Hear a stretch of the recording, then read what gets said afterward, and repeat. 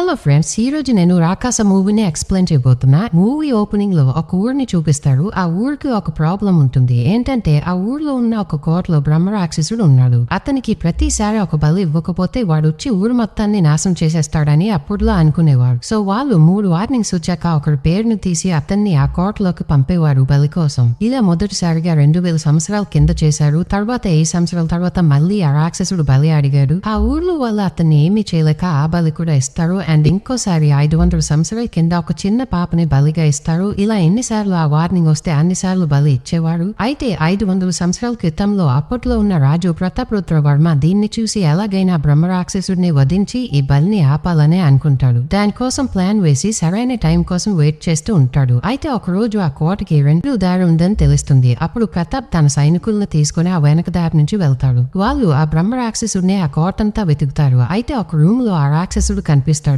అప్పుడు వాళ్ళు చంపడానికి చాలా ప్రయత్నిస్తారు, కానీ చివరికి చనిపోతారు. మళ్ళీ రాజు తిరిగి రావడం తెలుసుకున్న ఆ ఊరు ప్రజలు మళ్ళీ ఆ కోటలోకి ఎవరు వెళ్ళకూడదని రూల్ పెడతారు. ఇంకా ఎన్నిసార్లు అలా వార్నింగ్స్ వచ్చినా బలి సిద్ధం చేయాలని ఫిక్స్ అవుతారు. ఇప్పుడు సీన్ ప్రెజెంట్ 2026కి వస్తుంది. ఒక బస్సు ఆ ఊరు వైపుగా వెళ్తూ ఉంటుంది. ఆ బస్ ని మన హీరో అంటే వీరబాబు ఆపుతాడు. బస్సులో ఎక్కాక అందరూ తన పాత గురుజీని కలుస్తాడు. ఆయనతో నేను నా లవర్ ని పెళ్లి చేసుకోవడానికి USA నుంచి వచ్చేసా అని చెప్తాడు. అప్పుడు వాళ్ళు అడుగుతారు తను ఎవరు అని. అప్పుడు వీరు చెప్తాడు తన పేరు సుకన్య అని. అప్పుడు తన ఫ్రెండ్ ఏదో తన గురించి చెప్పాలి అనుకుంటాడు, కానీ వీరు చెప్పనీయుడు. అయితే ఆ బస్సు ఒక పెళ్లి మండపం దగ్గర ఆగుతుంది. అది ఇంకెవరిదో కాదు, సుకన్యదే. ఇది చూసి మనోడు ఫ్యూజులు ఎగిరిపోతాయి. తిన్నగా వెళ్లి సుకన్యతో కలిసి ఏంటిది బేబీ అని అంటాడు. అప్పుడు తను ఏదో ఒక సొల్లు కొబ్బరిలు చెప్తూ ఇంట్లో వాళ్ళ కోసం చేసుకుంటున్నా అని చెప్తుంది. అప్పుడు వీరు ఇలా అయితే కాదు, ఎలాగైనా ఈ పెళ్లి క్యాన్సిల్ చేయాలని ఫిక్స్ అవుతాడు. తన ఫ్రెండ్ బాలరాజునే హెల్ప్ అడుగుతాడు. అప్పుడు వాడు తన్ని ఒక ప్లేస్ కి తీసుకెళ్తాడు. అది ముందు బస్సులో చూసిన ఆ గురుజీ ఇల్లు. తను ఒక పూజారితో పాటు బ్లాక్ మ్యాజిక్ కూడా చేస్తుంటాడు. అయితే తన కూతురు బాలరాజుకి బాగా తెలుసు కాబట్టి తన్ని హెల్ప్ అడగడానికి అక్కడికి వచ్చి ఉంటాడు. అయితే తను లోపల ఉండడం వల్ల వీళ్ళు బయట వెయిట్ చేస్తూ ఉంటారు. అప్పుడు లోపల ఆ గురుజీ ఊరు పెద్దతో ఆ కోట గురించి మాట్లాడుకుంటున్నప్పుడు వినిపిస్తుంది. వీళ్ళు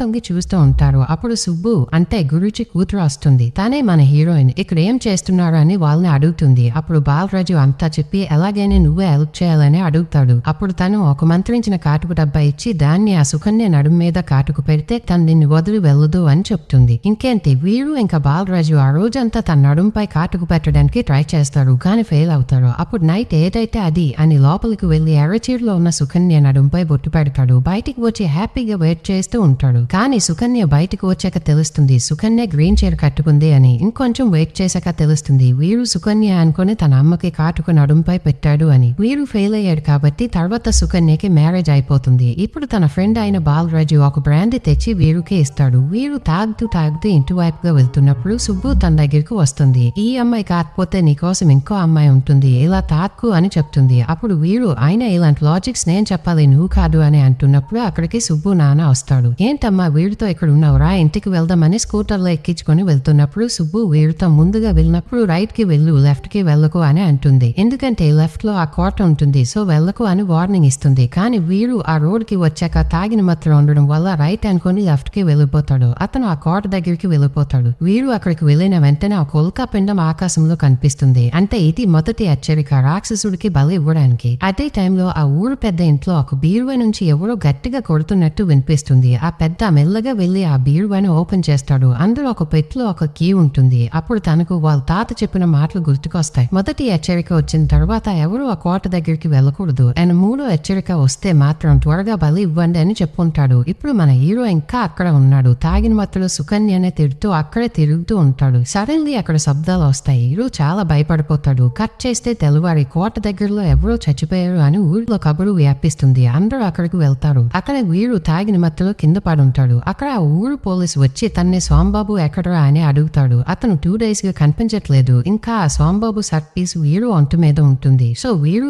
అతన్ని చంపుంటాడని పోలీసులు అరెస్ట్ చేయాలి అనుకుంటారు. కానీ ఆ ఊర్లో ఒకడు అంటాడు కోట దగ్గర జరిగిన విషయాలు మీరు తీర్చకూడదు, అది మన పరశురాం గారు తీర్చాలి అని అతని దగ్గరికి తీసుకెళ్తారు. పరశురాం అంతా విన్నాక వీరుని అడుగుతాడు సోంబాబుని ఎక్కడ పెట్టావురా అని. కానీ వీరు నాకు వాడికి ఏమీ సంబంధం లేదు, నాకు అసలు వాడెవడో కూడా తెలియదు అని ఒప్పుకోడు. అంతలో పరశురాం అయితే నువ్వు అక్కడికి ఎందుకు వెళ్ళావు, సోంబాబు అక్కడికి వెళ్ళినట్టు మాకు తెలిసింది అని చెప్తాడు. అప్పుడు సుబ్బు వచ్చి ఆయన 2 days గా కనిపించిన సోంబాబుని నిన్న వచ్చిన వీరు ఎలా చంపుతాడు అని తనకు సపోర్ట్ గా ఉంటుంది. ప్రూఫ్స్ ఏమీ లేకపోవడం వల్ల పరశురాం అతను దొరికేంత వరకు సోంబాబు భార్యకి రోజు 250 రూపాయలు ఇవ్వాలి. ఇంకా ఆ కోట దగ్గరికి వెళ్ళినందుకు ఆ ఊర్లో వాళ్ళు కొన్ని రోజులు వాళ్ళకి ఏమీ సహాయం చేయకూడదు అనే తీర్పు చెప్తాడు. ఇంకేంటి మరుసటి రోజు నుంచి వాళ్ళకి ఊర్లో నుంచి ఏమీ సహాయం దొరకదు. సో ఇంట్లో పనులు ఇంకా ఉండటం లాంటి అన్ని పనులు వీరు చేస్తాడు. అయితే అవతర్ సైడ్ ఆ కోట దగ్గరికి ఇప్పుడు ఎవరు వెళ్ళకూడదు అని ఆ ఊరు పెద్ద గురూజీతో చెప్తాడు. కొన్ని రోజులు గడిచాక బాలరాజుకి ఊర్లో ఉన్న గంగయ్య తాత ఆ సోంబాబుని చూశాడు అని తెలుస్తుంది. అప్పుడు వీరు అతని దగ్గరికి వెళ్తాడు. సోంబాబుకి ఏమైంది అని అడుగుతాడు. కానీ ఆ ముసలాడు వాళ్ళు తెచ్చిన బ్రాందీ కళ్ళు అంతా తాగేసేవాడు. కానీ ఆ సోంబాబు గురించి మాత్రం ఏమీ చెప్పలేదు. అయితే మరుసటి రోజు సెకండ్ వార్నింగ్ గా ఊరు చివరిలో ఉన్న చెరువు దగ్గర అన్ని పశువులు చనిపోయి ఉండడం చూస్తారు. ఇప్పుడు ఊరు పెద్ద త్వరలో బలికి టైం రాబోతుంది అని అర్థం చేసుకుంటాడు. అది రాత్రి వీరు ఒక ప్లేస్ లో నిప్పు వెలిగించి అక్కడ ఆలోచిస్తూ ఉంటాడు. అక్కడికి సుబ్బు వచ్చి తనతో మాట్లాడుతుంది. తన చేయి చూసి నీ లవ్ లైఫ్ చాలా ఎక్కువ ఉంది అండ్ నీ ప్రాబ్లమ్స్ కూడా త్వరలో క్లియర్ అయిపోతాయని చెప్తుంది. ఇక్కడి నుంచి తను వీరుని లవ్ చేయడం మొదలు పెడుతుంది.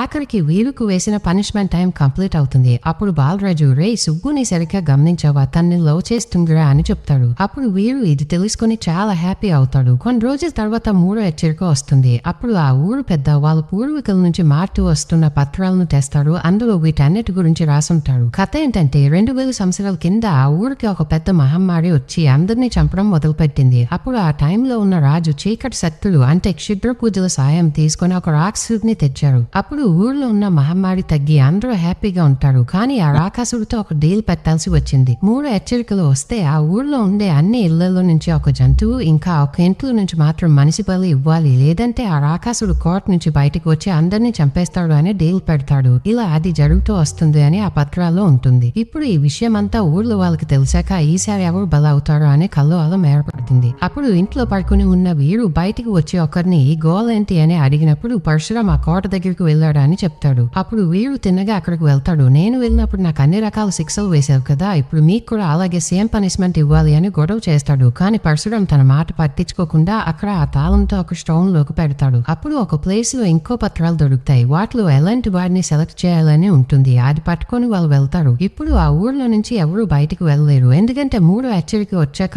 ఆ ఊరు చుట్టూ ఒక పవర్ఫుల్ సీల్డ్ స్టార్ట్ అవుతుంది. దానివల్ల ఎవరు బయటకు వెళ్ళలేరు. సో ఇప్పుడు ఏమీ చేయలేక ఆ ఊరు పెద్ద ఇంకా గురూజీ ఒక పెళ్లి కానీ బాధ్యతలు లేని ఒకరిని సెలెక్ట్ చేయడానికి ఊర్లో వాళ్ళందరినీ చెక్ చేస్తారు. తర్వాత ఒకరిని సెలెక్ట్ చేస్తారు. అనౌన్స్మెంట్ లో పేరు విన్నాక బాలరాజు వీరు దగ్గరికి పరిగెట్టుకుంటూ వెళ్తాడు. వచ్చాక వీరు అంటాడు, నాకు తెలుసురా, నా పేరు వచ్చుంటుంది. ఈ ఊరు వాళ్ళు ఎప్పటి నుంచో నన్ను ఎలా చేయాలి అనుకుంటున్నారు కదా అని అంటాడు. అప్పుడు బాలరాజు చెప్తాడు, నీది కాదురా, గంగయ్య తాత పేరు వచ్చింది. ఇది వినగానే ఒకవేళ గంగయ్య తాత చనిపోతే నాకున్న ఒక్కగానొక్క సాక్షి చనిపోతాడు, నేను ఆ సోంబాబు గారిని వెతకలేకపోతాను అని అతన్ని కాపాడాలని తన ఇంటికి వెళ్తాడు. ఆ తాతని అక్కడి నుంచి తీసుకుని వెళ్తున్నప్పుడు ఆ ఊర్లో వాళ్ళు పట్టేసుకుంటారు. ఇప్పుడు ఏమీ చేయలేక అతన్ని అప్పగించేస్తాడు. ఆ గంగయ్యని ఒక బొమ్మకు కట్టి ఒక దీపం వెలిగించి అక్కడికి వెళ్లేదాకా ఆడకూడదు అని అక్కడ ఒక పూజ చేస్తూ ఊరంతా ఊరేగిస్తూ ఆ కోట దగ్గరికి తీసుకెళ్తారు. అక్కడ ఆ గంగయ్యని రెడీ చేస్తున్నప్పుడు వీరు మళ్ళీ ఎస్కేప్ చేయించాలి అని ప్రయత్నిస్తాడు. కానీ ఆ గంగయ్య అక్కడ చనిపోతాడు. ఇప్పుడు అక్కడ ఉన్న వాళ్ళు వీరువే గంగయ్యని చంపేశాడు అని అంటారు. అప్పుడు వీరు అయినా ఆ ముసలాడిని చెప్పడానికి తీసుకొచ్చారు కదా, కొంచెం త్వరగా చనిపోయాడు, ఇందులో ఏముంది అని డిఫెండ్ చేసుకుంటాడు. అప్పుడు ఆ ఊరు పెద్ద ఇంకా పరశురాం వచ్చి ఇలా అవుతుందని ముందే ఆలోచించి ఇంకో పేరును కూడా రెడీలో ఉంచామని ఆ పేరుని అనౌన్స్ చేస్తాడు. అది ఇంకెవరితో కాదు, బాలరాజు అంటే వీరు ఫ్రెండ్. ఇప్పుడు వీరుకి అది నచ్చక వాళ్ళతో అక్కడ ఆర్గ్యూ చేస్తాడు. ఆయన ఆ కోర్టులో ఏముందో లేదో తెలుసుకోకుండా పాతకాలం మాటలు అన్ని నమ్మి ఇలా చేస్తున్నారని అంటాడు. ఆయన లోకల్ ఏమైనా ఉంటే నన్ను నమ్మించండి, బాలరాజు ప్లేస్ లో నన్ను పంపించండి అని పొగరుతో ఆ దీపంని ఆర్పేస్తాడు. ఇప్పుడు అక్కడ గట్టిగా గాలి వస్తుంది. కాసేపు తర్వాత ఆ కోర్టులో నుంచి ఒక మృగం కోపంలో అరుస్తుంది. అప్పుడు అందరికి కన్ఫర్మ్ అయిపోతుంది లోపల ఏదో ఉందని. ఇప్పుడు మన వీరుకి మాత్రం ఉచ్చ పడిపోతుంది అనుకోండి.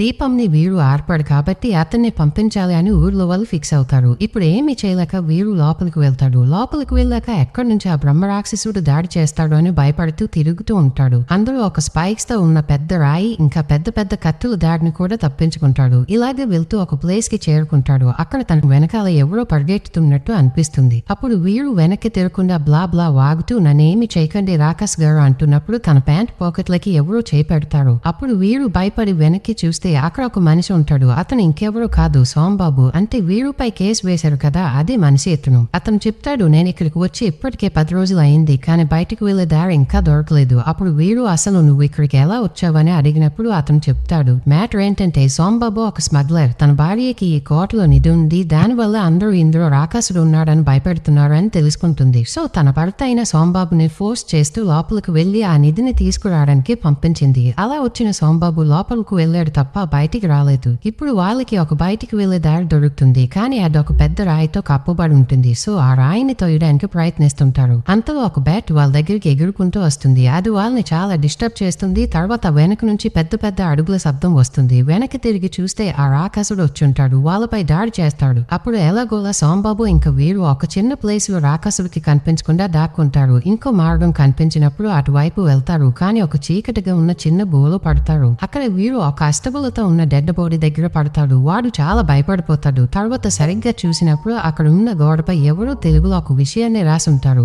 ఏంటంటే ఇది రాసింది ప్రతాపరుద్ర వర్మ సైనికుల్లో ఒకడు. అక్కడ ఉంటుంది, మేము ఆ రాకాసుడిని చంపడానికి ప్లాన్ వేసినప్పుడు మాకు ఆ రాకాసుడిని వీక్ చేసి ఒక చూర్ణం దొరికింది. అండ్ దాంతో పాటు రాకాసుడిని చంపడానికి 2 మంత్రించిన కత్తులు కూడా రెడీ చేశారు. ఆ చూర్ణం రాకాసుడిని వీక్ చేసిన తర్వాత ఆ కత్తుల్ని అతనిలో దింపితే అతను చనిపోతాడు. సో మేము ప్లాన్ చేసి వెనుకున్న ద్వారంతో లోపలికి వచ్చాం, కానీ ఆ రాకాసుడిని ఎదుర్కొన్నప్పుడు అందరూ చనిపోయారు. అందులో రాజుగారు ఒక కత్తిని ఆ రాకాసుడిలో దింపారు. అప్పుడు ఆ రాకాసుడు విశ్వరూపం మేము చూసాం. చాలా భయంకరంగా ఉంది. ఆ రాకాసుడు రాజుని చంపేశాడు. ఇంకా ఇంకో కత్తి అక్కడ ఎక్కడో పడిపోయింది. నేను అక్కడి నుంచి తప్పించుకుని వచ్చేసాను, కానీ మళ్ళీ ఆ ప్లేస్ కి వెళ్ళాలి అంటే దానికి ముందు ఉన్న ద్వారాన్ని ఓపెన్ చేయాలి. దానికోసం 2 ఉండాలి, కానీ నేను ఒక్కడనే ఉండడం వల్ల దాన్ని ఓపెన్ చేయలేకపోయా. ఇంకా నా లాకెట్ లో ఆ ప్లేస్ మ్యాప్ ఉంది అని రాసి చనిపోయి ఉంటాడు. ఆ లాకెట్ అక్కడున్న శవం దగ్గర ఉంటుంది. ఆ లాకెట్ ఓపెన్ చేయడానికి వాళ్ళు చాలా ప్రయత్నిస్తారు. అదర్ సైడ్ సుబ్బుని తన నాన్న లాక్ చేసుంటాడు. బయటికి వదిలితే తను కూడా ఆ కోటలోకి వెళ్ళిపోతుందని తన బ్రదర్ ని కాపలాగా పెట్టి ఇంకో రూమ్ కి వెళ్తాడు. కానీ తన బ్రదర్ వాళ్ళ నాన్నని లాక్ చేసి తన్ను వదిలేస్తాడు. తను ఆ పత్రాల్లో 2వ మార్గం చూసింది కాబట్టి ఆ కోట దగ్గరికి వెళ్తుంది. ఆ కోట ముందు బాలరాజు లోపలికి వెళ్ళలేక ఇంటికి వెళ్ళలేక అక్కడ కంగారుగా ఉంటాడు. అప్పుడు తను వీరుని బయటికి తీసుకురావడానికి ఇంకో దారి ఉంది అని తన్ని కూడా లోపలికి తీసుకెళ్తుంది. లోపలికి వెళ్ళిన కొంతసేపు తర్వాతే వాళ్ళు వేరు అయిపోతారు. అదర్ సైడ్ ఆ లాకెట్ ను ఓపెన్ చేయలేక వాళ్ళే ఆ కత్తిని ఇక్కడ అక్కడ వెతుకుతూ ఉంటారు. అంతలో వీరు సోంబాబుతో తన లవ్ స్టోరీ చెప్తాడు. తన సుబ్బుని లవ్ చేశాడు అని బ్లా బ్లా చెప్తుంటాడు. అంతలో అక్కడ గజ్జల చప్పుడు వస్తుంది. వీళ్ళు కంగారుగా ఉన్నప్పుడు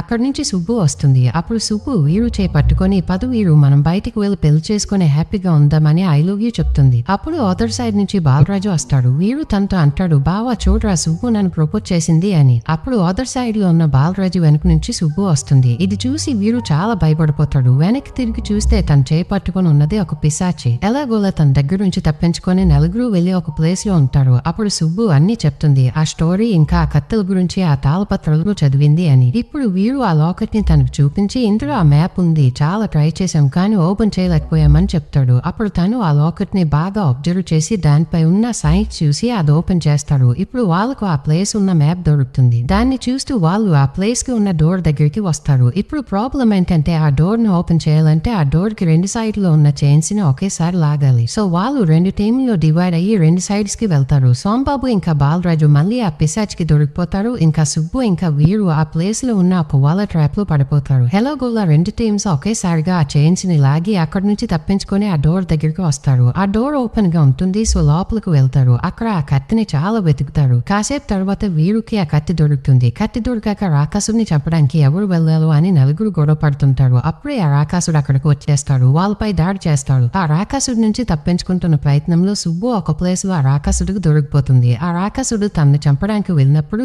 తన కాలికి ఉన్న పత్తిల శబ్దం విని ఆ రాకాసుడు అక్కడ ఆగిపోతాడు. అప్పుడు వీరు ఆ కత్తి తీసుకుని రాకాసుడు వైపు వెళ్తూ ఆ కత్తిని పడేసి ఇంకో కత్తిని కూడా తీసేస్తాడు. అప్పుడు ఆ రాకాసుడు వీరు పైకి దాడికి వస్తాడు. అప్పుడు వీరు ఒక చిన్న పాప పట్టెల్ని చూపిస్తాడు. మళ్ళీ ఆ రాకాసుడు ఆగిపోతాడు. ఆ పట్టెలు తీసుకుంటాడు. అక్కడ ఒక ఫ్లాష్ బ్యాక్ చూపిస్తారు. సరిగ్గా 500 సంవత్సరాల క్రితం ఒక చిన్న పాపని బలి కోసం పంపారు కదా, ఆ పాపని రాకాసుడు చంపకుండా తన్ని పెంచుకుంటాడు. సొంత కూతురులా చూసుకుంటాడు. చాలా రోజులు అయ్యాక ఆ పాప కొంచెం పెద్దది అయిపోతుంది. తన కోసం చాలా బొమ్మలు, ఆడుకునే సామాన్లు రెడీ చేస్తాడు. ఇలా వాళ్ళ హ్యాపీగా ఉన్న టైంలో ప్రతాపరుద్ర వర్మ తన సైనికులను తీసుకుని వచ్చి దాడి చేస్తాడు. ఆ దాడిలో పాపకి ఒక బాణం తగిలి చనిపోతుంది. అప్పటి నుంచి మనుషుల మీద చాలా కోపంగా ఉంటాడు. కానీ ఇప్పుడు మళ్ళీ ఆ పట్టెల్ని చూసి తన మెమరీస్ ని గుర్తు చేసుకుంటాడు. ఇంకా తన్ని ఊహించుకుంటూ తన మనసుకి ప్రశాంతంగా తగిలి అక్కడే మాయమైపోతాడు. అంటే మోక్షం దొరికిపోతుంది. ఇంకా ఈ పట్టెల మ్యాటర్ వీరుకి ఎలా తెలిసిందంటే వీరు అక్కడ కత్తిని వెతుకుతున్నప్పుడు ఒక చిన్న పాప ఆడుకునే చాలా వస్తువుల్ని ఇంకా ఆ పట్టెని చూశాడు. సో జస్ట్ ఒక అనుమానం వేశాడు, ఇలా అయ్యుండొచ్చు అని. ఇలా వాళ్ళు ఆ కోర్ట్ నుంచి బయటకు వచ్చేస్తారు. దీంతో ఈ మూవీ ఎండ్ అవుతుంది. సో ఫ్రెండ్స్, మీకు ఈ మూవీ ఎలా అనిపించింది, ముఖ్యంగా ఈ క్లైమాక్స్, ది ఒపీనియన్ ఏంటి కామెంట్స్ లో చెప్పండి. ఇంకా మన ఛానల్ ని సబ్స్క్రైబ్ చేసుకోండి.